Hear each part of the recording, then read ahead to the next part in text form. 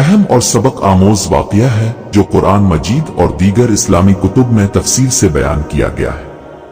آپ اللہ کے نبیوں میں سے ایک تھے جنہوں نے اپنی قوم کو طویل عرصے تک اللہ کی وحدانیت کی دعوت دی، مگر ان کی قوم نے آپ کی بات کو قبول نہیں کیا اور اللہ کی نافرمانی پر مصر رہی۔ اس کی پاداش میں اللہ نے ان پر عذاب نازل کیا اور ایک عظیم طوفان کے ذریعے ان کے نافرمان لوگوں کو ہلاک کر دیا۔ حضرت نوح علیہ السلام کا شمار ابتدائی انبیاء میں ہوتا ہے۔ قرآن مجید کے مطابق آپ حضرت آدم علیہ السلام کے بعد سب سے پہلے رسول تھے۔ آپ کی عمر تقریباً 950 سال تھی اور اسی طویل مدت میں اپنی قوم کو مسلسل اللہ کی طرف بلایا۔ حضرت نوح علیہ السلام کا لقب شیخ الانبیاء بھی ہے کیونکہ آپ کی عمر بہت زیادہ تھی اور آپ نے اپنی پوری زندگی اللہ کی راہ میں گزاری۔ حضرت نوح علیہ السلام کی قوم بت پرستی میں مبتلا تھی۔ انہوں نے اللہ کے بجائے مختلف بتوں کی عبادت شروع کر دی تھی۔ ان کے بڑے بتوں میں اوود، سوا، یغوث، یعوق اور نصر شامل تھے۔ یہ بت ان لوگوں کے آباء و اجداد بڑے بزرگوں کی یادگار کے طور پر بنائے گئے تھے جن کی وفات کے بعد لوگ انہیں یاد رکھتے تھے۔ وقت گزرنے کے ساتھ ساتھ شیطان نے لوگوں کو اس بات پر آمادہ کیا کہ وہ ان بتوں کی عبادت کریں تاکہ ان کے بزرگوں کی برکتیں حاصل ہو سکیں۔ حضرت نوح علیہ السلام نے اپنی قوم کو اللہ کی وحدانیت کی طرف بلانا شروع کیا۔ آپ نے انہیں بتایا کہ اللہ کے سوا کوئی معبود نہیں اور اس کی عبادت ہی سب سے بڑی نیکی ہے۔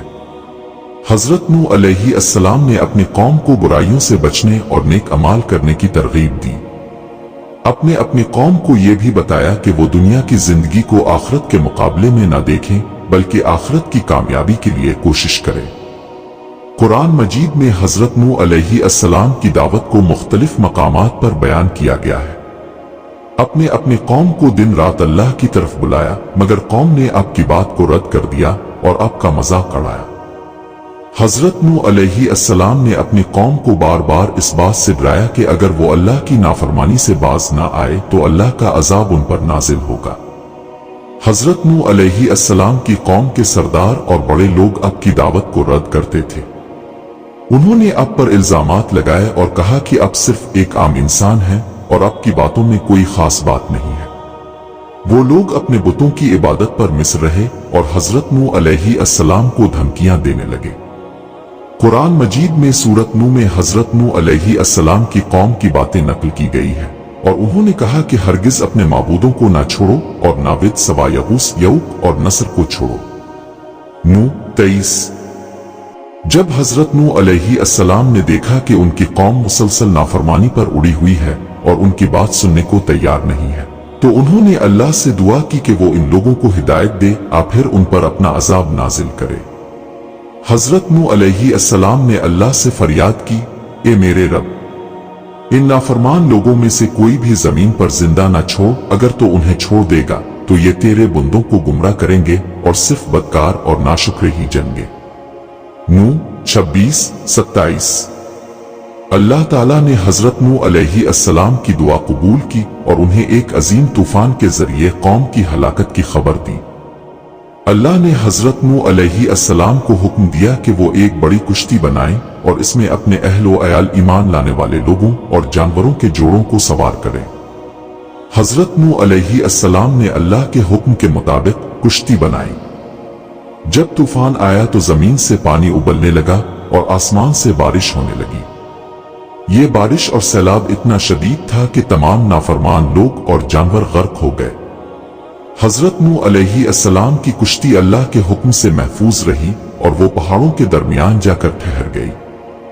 طوفان کے بعد حضرت نوح علیہ السلام اور ان کے ماننے والے خشکی پر واپس آئے اور نئی زندگی کا آغاز کیا۔ حضرت نوح علیہ السلام کی کشتی کو جودی پر ٹھہری جو کہ آج کے ترکی کے علاقے میں واقع ہے۔ حضرت نوح علیہ السلام کی زندگی اور ان کی قوم کی ہلاکت کا قصہ مسلمانوں کے لیے ایک بڑی عبرت ہے۔ یہ واقعہ ہمیں یہ سکھاتا ہے کہ اللہ کے احکامات کی نافرمانی کرنے والوں کا انجام بہت برا ہوتا ہے اور جو لوگ اللہ کی طرف رجوع کرتے ہیں وہی کامیاب ہوتے ہیں۔ حضرت نوح علیہ السلام نہایت صابر اور شکر گزار نبی تھے۔ انہوں نے اپنی قوم کی مخالفت اور سختیوں کا سامنا کیا مگر کبھی اللہ کی رحمت سے مایوس نہیں ہوئے۔ अपने हमेशा अपनी कौम को सब्र और तहम्मुल के साथ नसीहत की और अल्लाह की तरफ बुलाते रहे। हजरत नूह अलैहि अस्सलाम की तालीमात में बुनियादी तौर पर अल्लाह की तौहीद, बुराइयों से बचने और नेक अमाल करने की तरगीब शामिल थी। अपने अपनी कौम को यह सिखाया कि दुनिया की जिंदगी आर्जी है और असल कामयाबी आखिरत में है। हजरत नूह अलैहि अस्सलाम की तालीमात आज भी मुसलमानों के लिए मशल्ला है। हजरत नूह अलैहि अस्सलाम ने हमेशा अल्लाह की बारगाह में दुआ और इस्तिग़फ़ार किया। आपकी एक मशहूर दुआ कुरान मजीद में नकल की गई है, ए मेरे रब, मुझे, मेरे वालिदैन को, मेरे घर वालों को और जो ईमान के साथ मेरे घर में दाखिल हो सबको बख्श दे, और मोमिन मर्दों और मोमिन औरतों को भी। नूह 28। हजरत नूह अलैहि अस्सलाम को अल्लाह ने 3 बेटे अता फरमाए, साम, हाम और आफिस। उनकी नस्ल से बाद में तमाम दुनिया की कौमें वजूद में आए। हजरत नूह अलैहि अस्सलाम की नस्ल को बनी नौ इंसान कहा जाता है और आपको दूसरे आदम का लक़ब भी दिया जाता है। हजरत नूह अलैहि अस्सलाम की वफात का वक्त कुरान अहदीस में तफसील से बयान नहीं हुआ, मगर तारीखी रवायत के मुताबिक आपकी वफात तूफान के कुछ अरसा बाद हुई। आपकी उम्र तकरीबन 950 साल थी। आपकी वफात के बाद आपकी नस्ल ने जमीन पर बसना शुरू किया और नई तहजीबों की बुनियाद रखी। हजरत नूह अलैहि अस्सलाम की दास्तान हमें यह सिखाती है कि अल्लाह के अहकामात की पैरवी और उसके नबियों की तालीमात पर अमल करना ही दुनिया और आखिरत में कामयाबी का जरिया है। हजरत नूह अलैहि अस्सलाम का किस्सा एक बड़ी नसीहत है कि अल्लाह की नाफरमानी करने वालों का अंजाम हमेशा बुरा होता है और जो लोग अल्लाह की तरफ रुजू करते हैं वही कामयाब होते हैं। हजरत नूह अलैहि अस्सलाम की जिंदगी का यह किस्सा मुसलमानों के लिए एक रहनुमाई फराहम करता है कि वो अल्लाह की रजा के मुताबिक जिंदगी गुजारें, सब्र और तहम्मुल से काम लें और हमेशा अल्लाह की बारगाह में दुआ और इस्तिग़फ़ार करते रहें।